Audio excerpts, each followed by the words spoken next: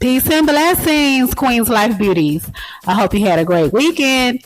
Today I'm going to be doing a coil twist style on my little client right here. I'm starting out on freshly shampooed hair, and right here I'm just showing you the comb I'm going to be using, which is a coil twist comb, which has a tapered end on it. I also have a spray bottle of water nearby just in case his hair gets a little dry during this process, and since he has tightly coiled hair, I'm going to use that to keep his hair nice and damp. I'm also applying setting foam as well. If you'd like to see how I do comb coil twist, make sure to keep watching.